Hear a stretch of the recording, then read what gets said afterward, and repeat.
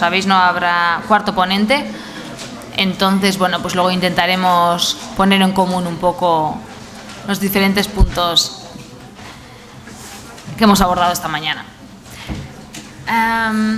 Nuestro cuarto ponente es Nico Carpentier, de la Universidad de Bruselas, aunque bueno, hoy en día vive en Suecia, y nos va a hablar sobre la investigación en el proceso participativo. Thank you very much, Nico, for being here today with us. The floor is yours. First of all, thanks for inviting me, for being able to share my thoughts with you. My thoughts will be shared with you in English. Sorry about that. I could use a couple of other languages, but that would only increase the problem. I don't think your Dutch is as good as mine, so let's go for English. The other little technical comment is that I'll talk for about 40 minutes, so you can still run if you want to. Now's the time. Okay, you're still here. That's good. What I want to talk about is a very simple word that you've heard a lot today, but also on other occasions, and that's that famous word, the P word, participation. And I want to sort of have a bit more of a reflection about that. Not just talking about new media, online media, digital media, whatever we want to call them. Not even only talking about media. I want to use what's called a non-media-centric approach to participation, moving away from the media and eventually coming back to the media for a number of reasons which I'll explain a bit later. If we talk about this notion of participation, and if we read about it, if we hear other people talk about, what we often get is this button idea, right? Let's switch it on. Let's allow. Let's participate. Or even worse, if you don't participate, you're in trouble. You're not a good citizen. You're not a good human being. Well, let's take a step back and let's have a look at what this concept actually means and how we can think about it. Also, how we can be critical towards what different societal fields are doing with participation. What's behind a lot of reflections about participation is a phantom. It's the phantom of Marshall McLuhan. That's the guy down there. Media theorists writing about this idea of media revolutions, and he was arguing, well, if there are new media technologies in a particular society, that will affect the society tremendously. In that way, we can even talk about, he said, media revolutions. When we talk about the internet, the online, we hear the same story. There will be this wonderful new world being born out of the internet. We will all become better human beings, wonderful citizens, great human creatures, thanks to the internet.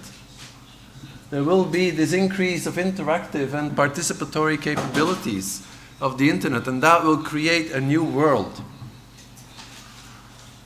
Let's take a step back there and let's sort of think what these media revolutionists are actually saying. Because I would argue there are a couple of problems with this ideology of participation, this idea that through technology our world will automatically and necessarily change. These are visual representations of the same discourse. Okay, look at the people. How do they look like? How would you describe their emotions? Are they sad? Sorry, this is an interactive moment. You have to say something to me. Are they sad? No, right? They're not depressed, are they? Happy? Bit, right?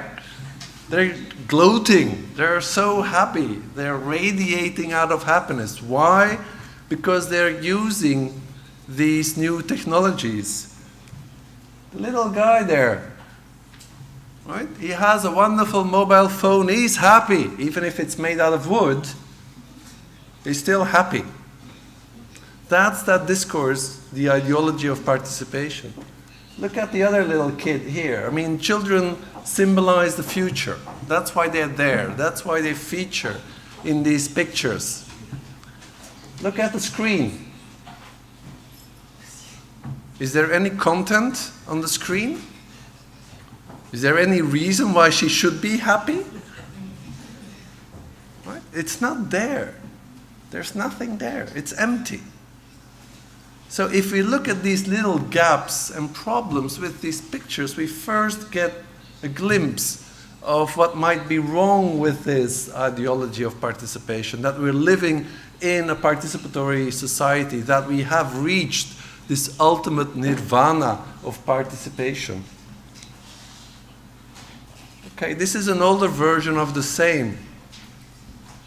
I think we should be happy that the guy has his hands above the keyboard, but that's besides the point. Plinkers are people's linkers. This is an old commercial using the same ideology. Oh, the translation was a bit slower here, yeah. Sorry.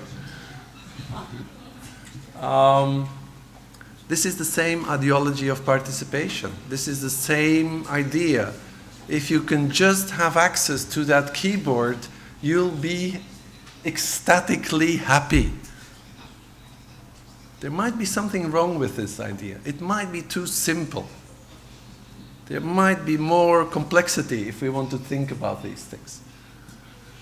One of, I think, a wonderful author, great writer, Henry Jenkins, has used this idea of living in a participatory culture. If you look at the quote at the very end, you'll see that he argues in Convergence Culture, the book, he argues that we'll reach more complex relationships between a top-down corporate media and a bottom-up participatory culture. For Jenkins, when he was writing this book, the participatory culture was there. It was achieved. It's the same kind of discourse, the same kind of ideology of already achieved participation. We're there yet. We've reached participatory heaven. And although I think the book is wonderful, I think there is a problem with this idea that we have achieved that world because we have the internet. Okay, you should pay a lot of tribute to this slide. It took me forever to make it. It's also completely difficult to read, but that's besides the point. The key argument, though, is that we have to take a step back. We shouldn't focus on technology. We shouldn't focus on the internet. Let's take a step back and focus on what participation actually is. Let's not look at the technology. Let's look, I would argue, at the power relations behind the use of technologies, the power relationships in society. And maybe then we can say more about participation and what it means to participate. And I think, to use Henry Jenkins again, I think when I was having this textual debate with him, he very quickly added that maybe we should not say that we are living in a participatory culture, we are simply living in a more participatory culture. 4 letters were added, more, which I think is a crucial change. And I was particularly happy to see that because it qualifies the contemporary participatory culture much more and opens much more room for a critical reflection whether we have actually achieved this state of ultimate participation. And this then becomes the question. Is everything participation? Some working, and I'm going to switch to not to a media talk, but let's use the arts as an example. Some people working on what is called cultural participation, they say, if you go to the museum, and if you stand in front of the artwork, you're participating in culture. You're participating in the artwork. You're participating in the museum. Some would argue for that. I tend to disagree. I would call this art access and not cultural participation. It's a person that has access, can be there, which is great, which is brilliant, which is a very good thing, obviously. It's just not participation, I would say. Because the question I then raise, why isn't this participation? Well, I would argue because she has no control. What can she decide about? Can she decide about the artwork? No. Well, she can do one thing. She can take a razor blade and start cutting. Sure, she could do that. It's usually not the most healthy thing to do because you get arrested and you get in prison and all these annoying things. She could also walk away. She could leave. These are the two options that person has. Can she change the artwork? No. Was she involved in the production of the artwork? No. In the arts, there is something which is called community arts, where artists work together with ordinary people and create the artwork together. Maybe that's a form of participation, of artistic participation. This is a form of art access, I would argue. Let's take you to Zurich, the 1920s. This was a group of futurists that came up with this idea, let's activate the audience.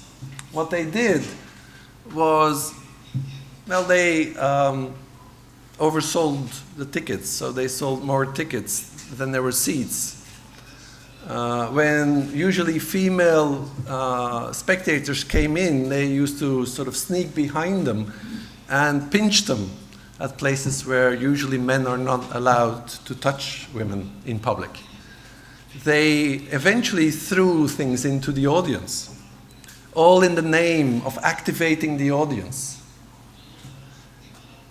And the audience got angry, obviously. I mean, if people start throwing things at you, that tends to happen. Is this participatory? No. The audience has nothing to say. They just are on the receiving side of an activating strategy. Did they become activated? Sure, but that's something else than participation. By the way, for those who know La Fura del Baus, know that in the first years they actually used to throw pieces of meat into the audience. Same principle, same technique. Is it participatory? Not really, I would say, because the power position of the audience is minimal. What I would argue, if we want to understand these kinds of practices better, and if we want to decide whether this is participation or not, we might want to discriminate against different or with different concepts, or between different concepts. Access, interaction, and participation. Access is gaining a presence, being there. If I go and stand next to the computer, then I have access to that technology. If I go and stand in front of you and if I speak to you, I have access to you as an audience, and you as an audience, you have access to me. You gain a presence. Is that participation as such? No. You as an audience can hardly decide on anything. You sit there and you're expected to be quiet even. You can run away, you can sort of check your Facebook. There's a dramatic pause for all those who are checking their Facebook now. You can do many things, but basically your power position is very, very restricted. But you do have access. Interaction, my second concept, interaction, is about creating a relationship, a socio-communicative relationship. You're listening to my voice. You're interpreting what I'm saying. That is a form of interaction. It's an interaction with my speech, with my voice. That matters. that is really important, particularly because I'm the one speaking, of course. But it's something different from having control over the situation. And that brings me to the notion of participation itself, which is about co-decision making. It's about being involved in decision making. It's about having a say what is happening. It's about power. And that's a very different thing than access or interaction. Now, I've spent some time working on this distinction, and I would argue that, of course, access and interaction are incredibly significant concepts. The borders between them, the demarcations between them are not always that clear, but in a way they build up to the notion of participation itself. But they're still different. They are actually necessary conditions of participation. You need access and interaction to participate, but it's not the same. Participation is one thing more, and that's to be part of an equal power position in a particular decision-making process. And I could talk about the more complicated version. This is the simplified version. I could talk about this more complicated version. I won't. I just show you and say, well, you can find it somewhere else. What I do want to emphasize using the simplified version is one more thing. I mentioned already this access interaction part, where participation then becomes that decision-making moment of empowerment. But then I need to add one more idea. The level of participation, the degree, the intensity of the power sharing can be very different. You can have more minimal forms of power where others still have a much stronger position. Or you can all be equal in that particular process. You can all have equal power positions. The first, where there is still quite a difference, is labeled minimalist participation. There is a degree of power sharing, yes, but it's unbalanced. There is still a group, usually a privileged group, that has control. Although the disprivileged groups that are part of that process have a certain degree of control as well. In a maximalist form of participation, all actors, all groups are at equal footing. And that's what's called maximalist participation. What's behind this, and just to add one more layer of complexity, what's behind all this is the idea that participation itself is not stable. It's part of a political process itself. A lot of the concepts we use talking about our political world, our democracies, are actually fluid because they're part of the political struggle itself. The notion of democracy is not stable because it's part of a democratic struggle to define democracy in particular ways. Democracy, by the way, is never finished. It's always unrealized. It will never be completed. That's the core idea of democracy itself. It's necessarily unrealized. The same for participation. It will never be maximalist in its most maximalist version. It cannot be. It's always contested. There's always a struggle over this notion of participation, and that's what makes it a political ideological concept, which also makes it very difficult to analyze in an academic framework. And I should add quickly that the approach that I'm using here is called the political studies approach, or the political approach in short, towards participation, which is emphasizing that idea of power as co-decision making, sharing as defining elements of participation. And it's only fair to add that this is only one approach. The other main approach uses participation in a much more open way. And there participation is defined as taking part. And it's actually the same as interaction in that approach. You breathe air, so you're participating in the oxygen culture. You go shopping and you're participating in consumption culture. You go to the museum, so you're culturally participating. Whatever. There are many examples there to be given, and this is, of course, a legitimate field, but it's not my definition of participation. My definition of participation is that very political definition of participation, which sees participation as a contested notion which is part of an ideological struggle in society that is never fixed, that is never decided upon, that is always contingent, fluid, necessarily, because it is a political concept where people just have different approaches, different definitions towards participation. Now, within that political approach, I'm now only talking about the political approach. I'm going to not mention that sociological approach. It's not mine. I'm not going to mention that. In that political approach, you still have two ways of dealing with that contingency, with that fluidity of the notion of participation. One, and that's the most common, it's called the rescue strategy. These authors say, well, there's good participation, authentic participation, and there's manipulated participation, fake participation. They create this cutoff point, this border, this dichotomy, where there's a good form of participation and a problematic form of participation. I'll come back to the second approach in a second. But let me give you some examples of that first political approach. This is Sherry Arenstein's Ladder of Participation. It's probably the most famous article on participation. It comes from 1969. It's about urban planning. Very different than media studies, one could say, but actually quite influential.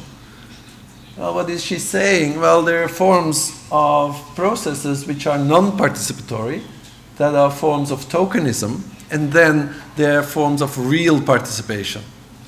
And that's what she calls citizen power. That's the cutoff point, that's the dichotomy. You have real citizen power, real participation, and fake forms of participation, tokenist forms of participation, non-participation. Let me skip one. The World Bank, they use a very similar approach in defining participation as a process through which stakeholders influence and share control. And then they continue by saying that we should recognize that consultation and listening are important, but they're not the same. Again, this dichotomy, this difference between, on the one hand, listening consultation, on the other hand, real participation, which is about control. It's about stakeholders that can influence and share control. Again, this dichotomy in this approach. And even in the arts, this is Moholo Nagi, an essay from 1924. And he's talking about the difference between the silent masses looking at the stage. This is about theater and participation. Looking at the stage and not being involved. And he wants to change that. He wants to create this form of participation where the spectators take hold of the stage, allowing them to fuse with the action on the stage at the peak of cathartic ecstasy. It's a very poetic language, but what it basically means is there's something like the passive spectator, and then there's real participation. Again, this dichotomy. There are a couple of problems with this first approach. And this is a Belgian artist that made Man Measuring the Clouds, it's called. Now, just a technical comment. I don't know if you ever tried. Measuring the clouds is really not possible. These ladder-based approaches, this first set of approaches, what they're doing is actually trying to split a social reality, which is incredibly complicated, into two parts, something that's participatory and something that's not. Well, maybe we should have some question marks with that, but at the same time, we should not, and this is a cultural test, we should not do something. But this is, I always ask this question when I use this slide. Does this proverb, which is symbolized here, does it make sense to you? It's not child abuse. Does it ring a bell? You can just nod, say like, yes, I perfectly understand what's there, or just say like, I haven't got a clue. That's a no, no, no. It's throwing away the child with the bathwater. It's something you don't want to do, right? It's something you want to avoid. It's actually saying that you should keep what is important and throw out what you don't need. The water has to go and the little cute child has to stay. What do we have to keep from that first approach? 3 things. In that first political approach, again, I'm talking about the political approach. In the first approach, we need to keep that emancipatory potential. What's behind all these logics is a very simple message. It actually really matters to have control. I tend to agree. That's important. Second, well, sometimes a participatory practice is labeled participatory, but it's not. At some point, it stops being participation. And we should be fair and honest and critical about that. That's important. And 3, behind all these definitions in that first political approach, there's one concept: power. And that really matters if we want to define participation. It's about sharing power. The second political approach emphasizes this idea of struggle much more. In society, different groups want to deal with participation in different ways. We don't agree. There is no clear cutoff point. There is societal debate. There's conflict about the degree of participation. And I want to use some democratic theory for that. And I just want to point out to one little letter.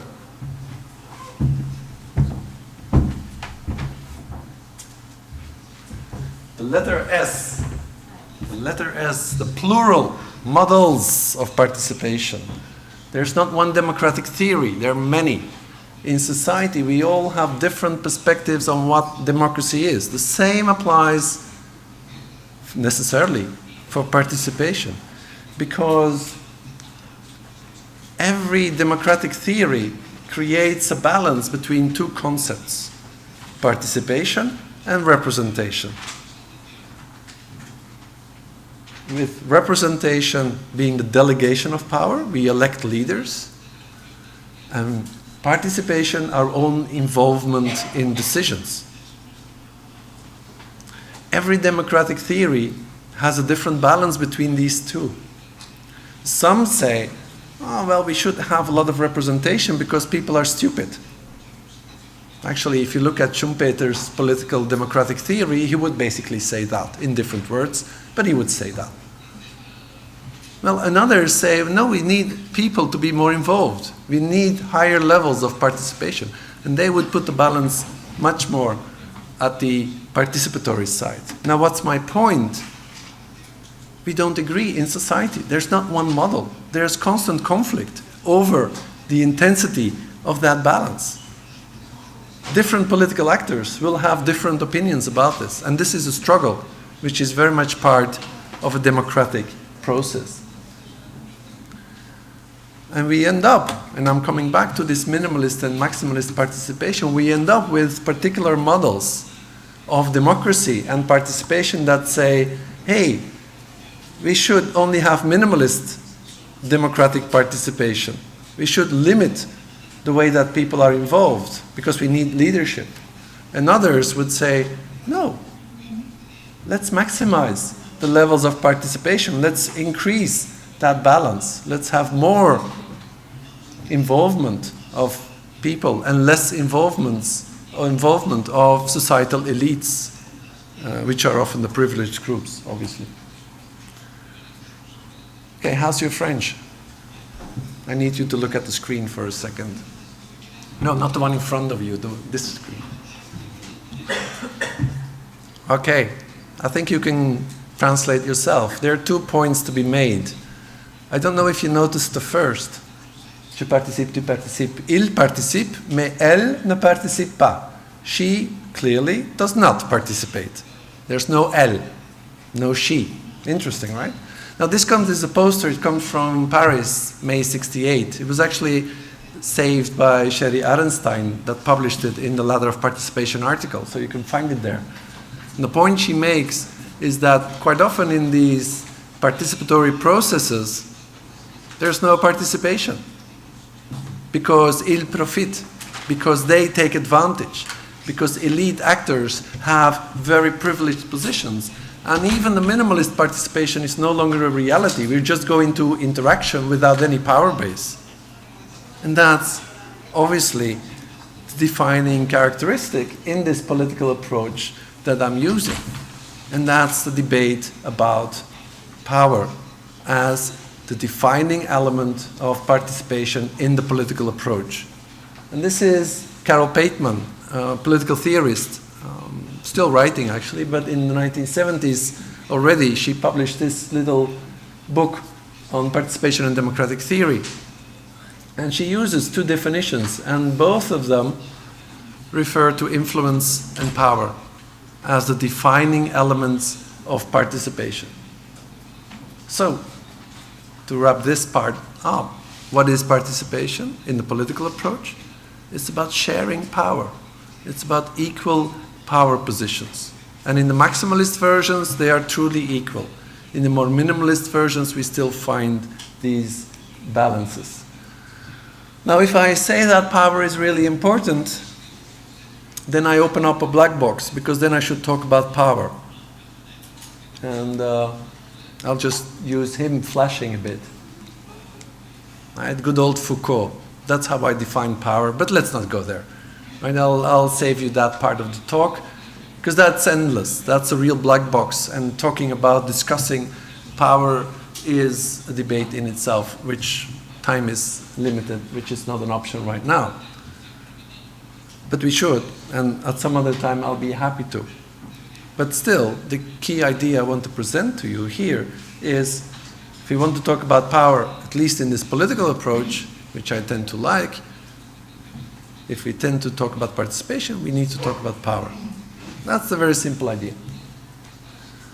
If we start looking at participation as power, we end up with struggle, contestation, conflict, difference, political struggle over participation itself. Right? So far, so good. Now, of course, I was talking about democratic theory. Yeah, well, that's not just the ultimate location of power and participation, that's just part of the story. And there I can use the work of Chantal Mouffe, because what Chantal Mouffe writes about is the difference between what she calls the political and politics. The political, that's a dimension of conflictuality that is everywhere. It's not just in institutionalized politics. It's not just in parliament. It's everywhere. If you, and I'm sure some of you will, if you have children or will have children later, you'll have a wonderful discussion with them at the breakfast table about what they're going to eat. That's political. That's the everyday conflict of education and raising children. If you're sitting in a class, in a classroom, that's political. It is a political moment. It is not only what happens in parliament, although what happens in parliament is, of course, also political. But the political goes throughout society, and that means it's also part of the debate about media. Not just media, but also media. But also museums.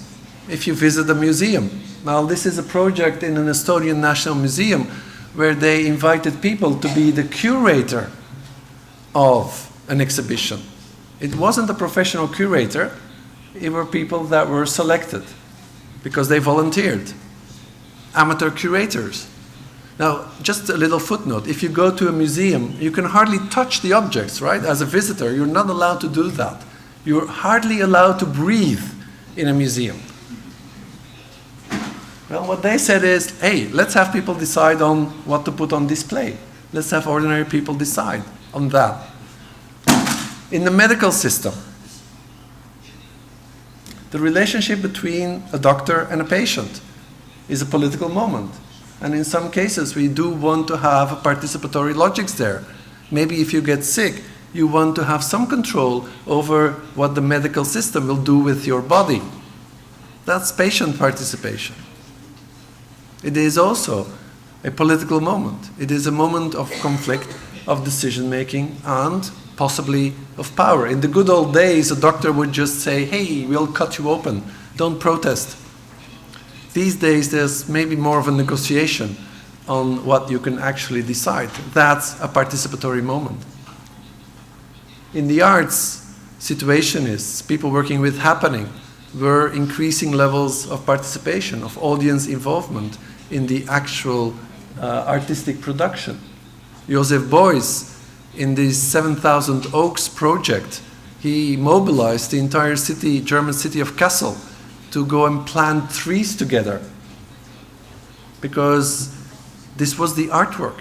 And if you go to Kassel, to the Documenta exhibition, you will still find 7,000 trees that were planted there by this artist, actually a very famous one, by this artist and the inhabitants of Kassel. Together, they were creating the artwork. But we can also look at media, and we can look at the power positions and the participatory logics in media. Minimalist and maximalist versions of participation also occur there. If a media professional elite can decide on the majority of what is being published, and if maybe audience members can add a little footnote in a comment, maybe that's a minimalist form of participation. It is a form of participation, but maybe it's only minimalist. If you go to an alternative radio station, and if you say, hey, I want to do my own radio show, and they say, sure, you're welcome. And by the way, if you come here, you'll also can decide together with us on the future of the radio station. And we'll also make you an owner of part of the radio station, because you're a producer, you're a member, you're part of the media organization in itself. And this is not an artificial example. I'm still a member of an Antwerp community radio station, where if I want to, I can do a radio show. Where I want to go to meetings, I can join and make decisions together with them. And I'm still the owner of a wonderful house at the riverside, together with 200 other people. It's actually a very small ownership, but still, I'm one of the people that owns. Maybe these are forms in the media of maximalist participation. And they're old. We can go into the history. I won't have time to go and discuss every detail, but I just want to point out him, Bertolt Brecht, German theater maker, but also the author of the radio theory. In the late 1920s, he was writing about the radio, and he was saying, well, maybe radio should not be the means of distribution. It should be the means of communication between people. That sounds very participatory. So this is not just about new media, online media or digital media. This is a story about media as a whole, about radio, about television, about film. Of course, the internet is helpful in organizing participatory logics, but it's not a given that whatever happens on the internet is participatory. And it's also not because something is not on the internet that it's not participatory. It's a much more complicated story, and we should recognize that participatory history as well. One example, French Libération. At some point, the readers were owners of some of the shares of the newspaper, of the company behind the newspaper. These are structural forms of participation where readers can decide together. That's power.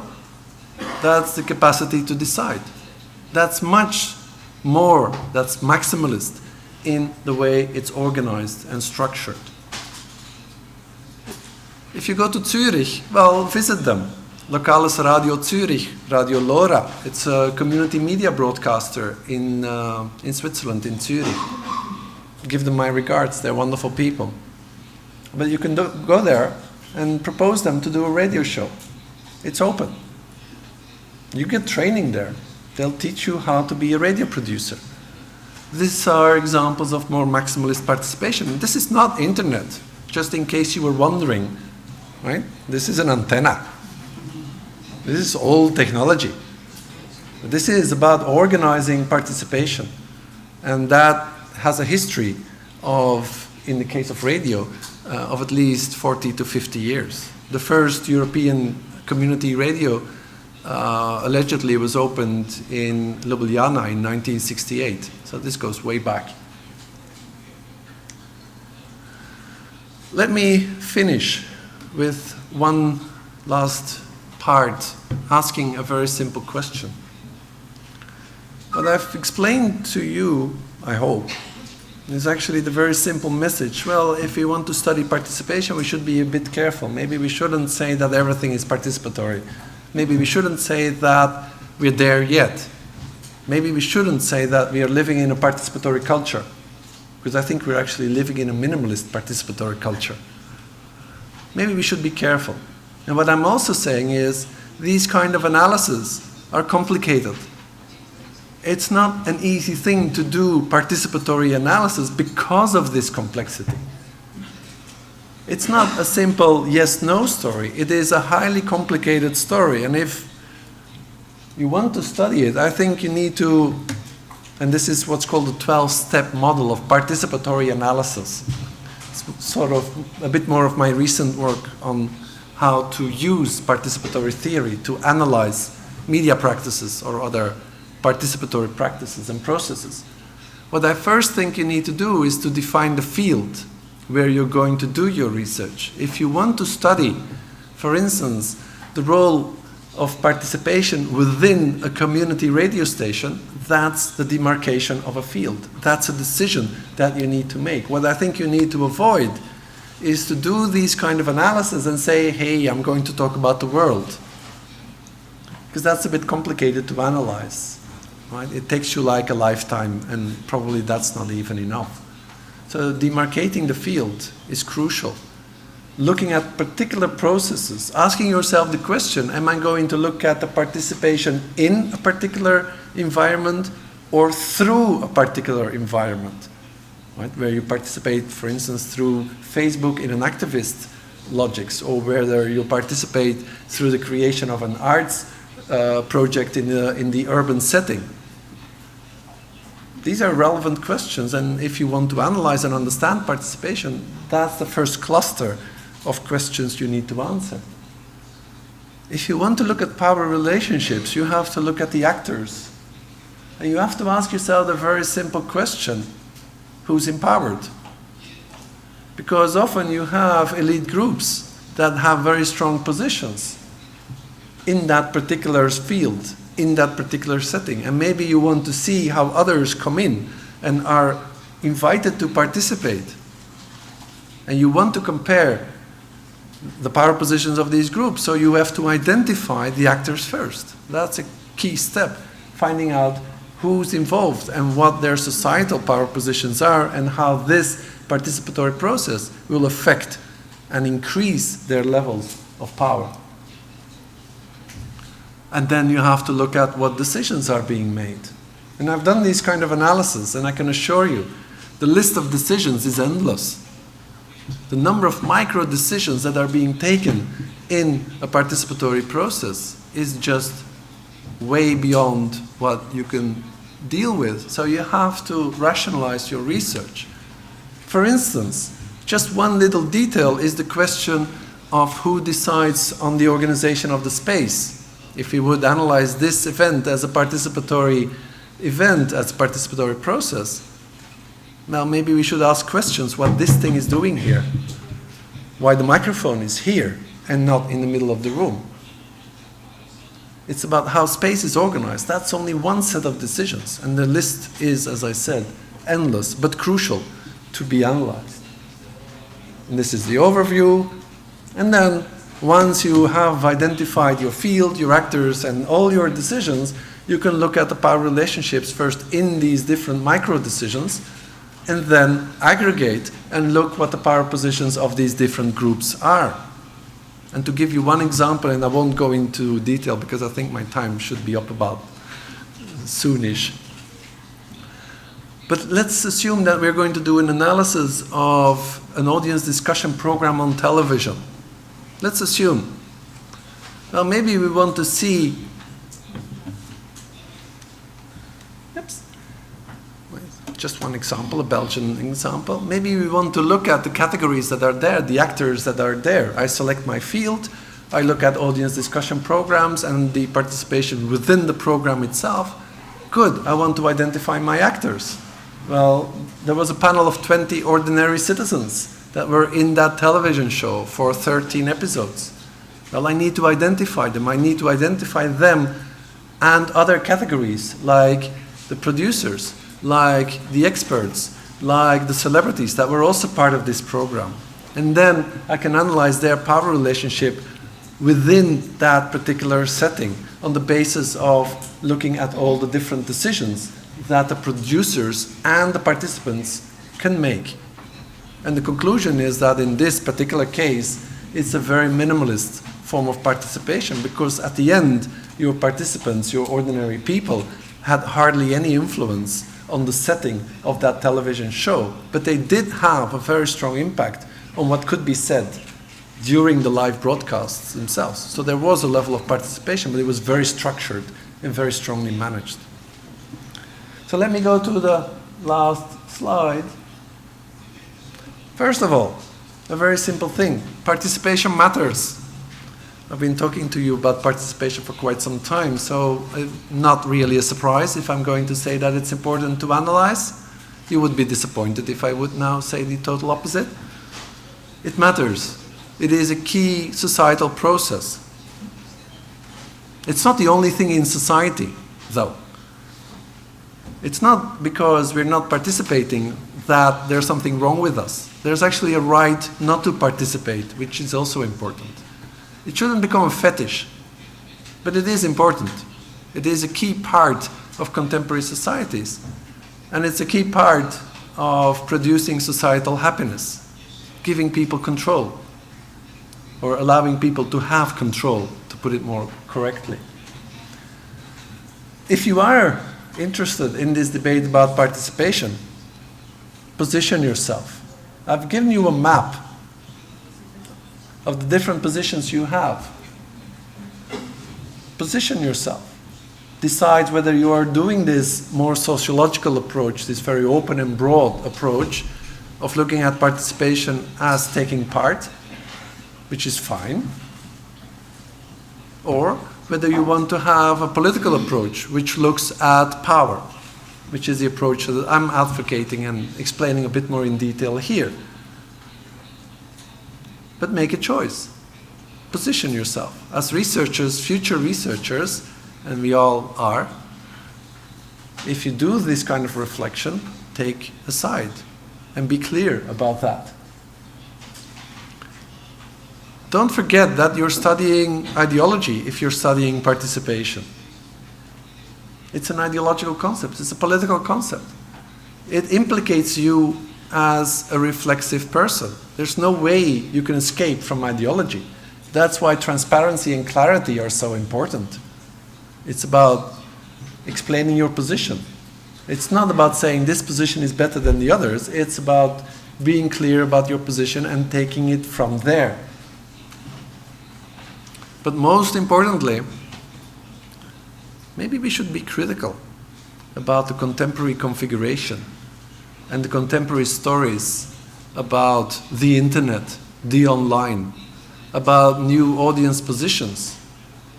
Because maybe if we start analyzing them in detail, if we open up this box of these participatory processes and look what's inside, we see that these power positions are not very equally distributed.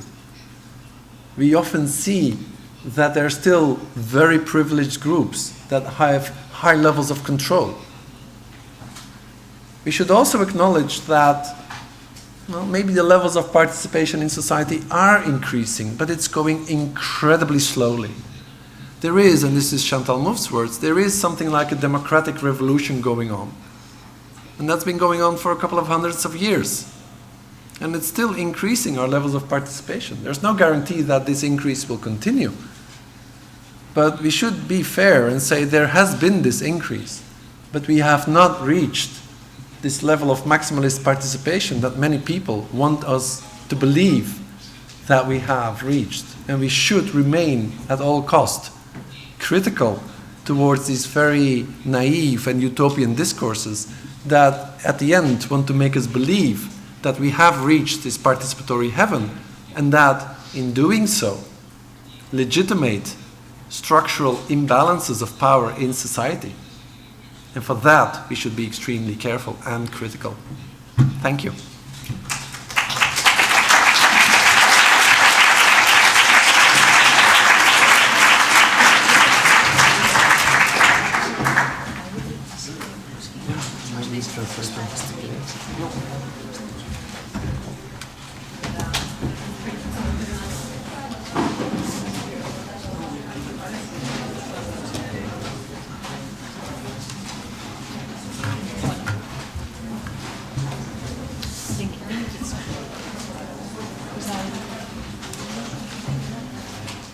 Está bien. Thank you very much, Nico. You didn't let me to participate. You weren't controlling my participation. Bueno, orain galderentzako tartea. Creo que ha sido una charla muy interesante. Ha hablado sobre muchos puntos de la participación, el control, la repartición de poderes en esa participación. Bueno, no sé si tenéis alguna pregunta o comentario. Bien.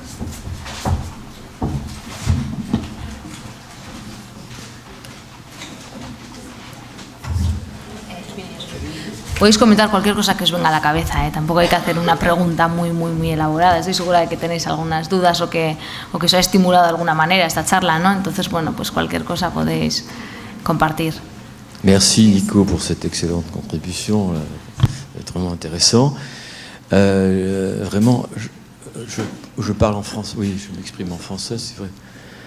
Oui, tu as raison, je pense effectivement, mais j'ajouterais que la participation et les fonctions, évidemment, tu l'as dit, de la bonne santé démocratique d'un État, évidemment, et j'irais même jusqu'à dire qu'elle s'inscrit dans une sorte de forme de consensus politique, pour reprendre l'idée.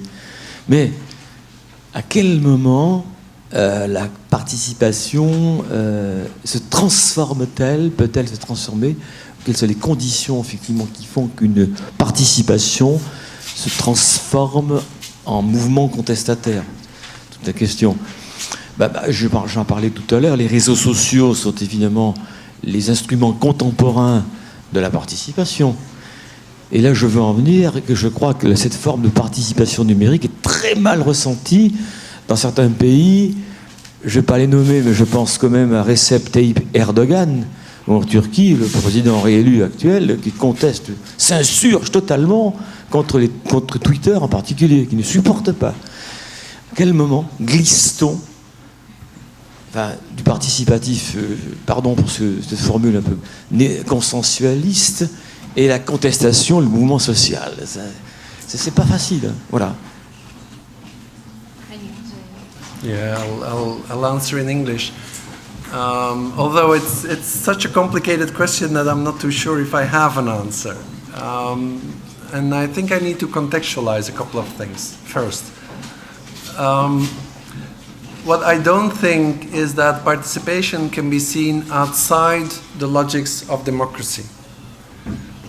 In some cases you could argue, let's have some really nice racists doing a participatory radio show at the participatory white power radio station. Well, I wouldn't call that participatory. Not because the formalities and the procedures are not there, but because they're racist and exclusionary. For me, that's a cutoff point. Participation is always part of a democratic remit, and I think that's a very important first comment. Secondly, what I would be very careful with is to go for the revolutionary model. there's a very long history of societal revolutions, usually very bloody. And usually they return to the status quo rather quickly. And I tend to be, well, some Marxists might be disappointed, I tend to be quite evolutionary in arguing that the creation of a participatory culture is something that goes extremely slow and is a long-term process. This is not something to look at for the next 10 years, 20 years. This is something which is another 200 years that we have to have as an horizon. The exact cutoff point is, of course, the most difficult question to answer. It's like, I'm tempted to say, well, it's like quality, right? You know when you see it, you know when it's there.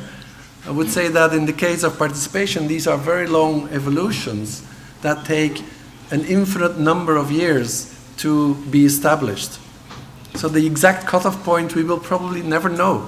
And maybe it is also impossible to find that exact moment, also because it requires a kind of linearity in analysis of history, which I think is very difficult to make. But, and that's a final point, in some cases, when we are outside democracy, or outside democracy as we would like it to be, and I think, well, Turkey is a very problematic setting at this moment, then involvement, activism, these forms of participation are incredibly important. But they are part of a struggle for democracy against a not so democratic state, which I think is a very different context. They are still part of a struggle, though.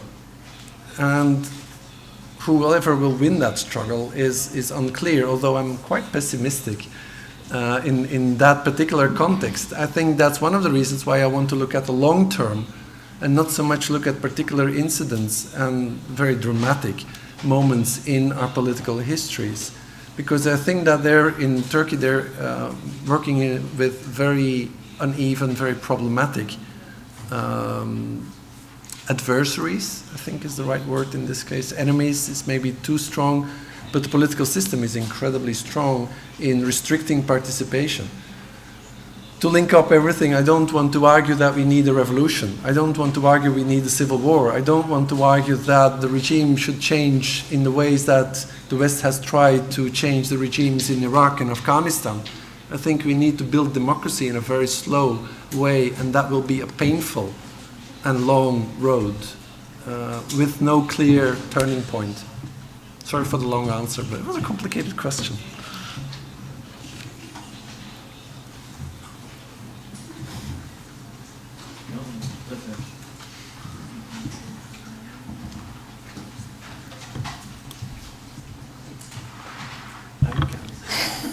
Thank you.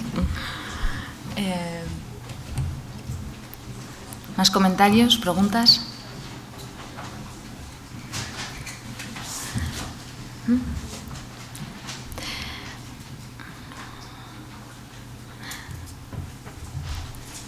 Nada, no tenéis nada que comentar. Okay, I've got a comment with some of your points. Well, it's not a question, it's more a comment. So, yeah. You talk about the community radios, about how elites, institutions control or have a high level of control of participation. So my question is, we've got this notion of participation, but what happens with the impact? I mean, of course, we've got community radios or the kind of alternative media where you can really have a maximalist participation and you can go there and participate in the meetings and have your own program. And then you've got the BBC or other public institutions where maybe it's not that easy to create your own program, to participate. It's more controlled, like the audience programs and everything. But then, which is the impact of one and the other?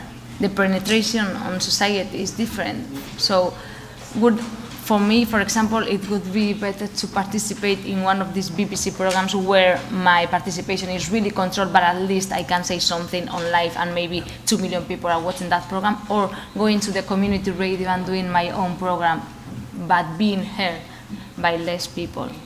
I don't know, it's just... No, I think it includes. Now you have to give me the. See, talking about participation and technology, we can have a wonderful fight on who gets to control the microphone. Just two quick comments. I think you're completely right in looking at impact from somebody that participates. Obviously, I mean, there's a choice to be made. That I agree, but let's sort of, again, take a step back. I think the first point that I would make is, you're absolutely right, and this only shows that we're living in the era of minimalist participation. This is the dominant model, and if you want to have impact, you're driven towards channels that allow for minimalist participation. So in a way, I think the example simply confirms what I didn't analyze it in detail, but what I was basically saying, this is the culture of minimalist participation. This is the dominant hegemonic model. The other thing is maybe that if we talk about impact, we should distinguish between different levels of impact in different ways. And just one little story. I was doing research in Cyprus in a community radio broadcaster. And I was sitting there, actually participant observation, I was sitting there in one of their rooms, and I was looking at how the producers were talking to each other, how they were doing radio. And all of a sudden, one of the producers came out of the radio studio and went into the little office of the coordinator. And she was asking for the audience rates because they were streaming and they could actually monitor it live. And then the answer came, oh, you had 10 people listening to your show. And I thought, like, okay, how is she going to respond to that? And she was happy. She was incredibly satisfied. And the lesson I learned there from that very moment was that maybe we shouldn't be using, when we're evaluating, when we're talking about impact, maybe we shouldn't be using the mass media model as the only criteria for impact. Because what that producer said when I asked her then, like, why were you happy? I mean, 10 people, come on, this is radio. And she said, but I had a conversation with 10 people. And I couldn't have had that conversation in any other way but through the radio station. And that, for me, is incredibly precious. And that's a good point. And again, the second issue about impact, maybe the idea that there is a radio station, it's in Cyprus, it's in the middle of a buffer zone, which is the militarized area, right in the center of Nicosia. The fact that they have it there also has impact. Maybe not in the way that we often look at radio as radio broadcasting, but the physicality of the building, the fact that people come there, the fact that people from the Turkish and the Cypriot community, the Greek Cypriot community, work together. That's also impact. So we should always be careful when we talk and think about impact, not to use the mass media model. But I agree, if you want to reach a lot of people, then of course BBC tends to work better than that little radio station in the buffer zone in Nicosia with, well, if you would also listen, then it would be 11 people listening to the radio show. That's a different story, true. So thanks for the comment. And I think we should let them escape. ¿Ez dago galdera gehiagorik? ¿No hay más preguntas? Okay, I've got more, but I will ask you later on. Bueno, a mí eskerrik asko lehenengo kongresuaren lehenengo zati honetara etortzearren. Gracias por acudir a esta primera mañana del Congreso. Nos vemos a las 3:30 en la mesa redonda, bai? 3:30 ikusiko dugu elkar.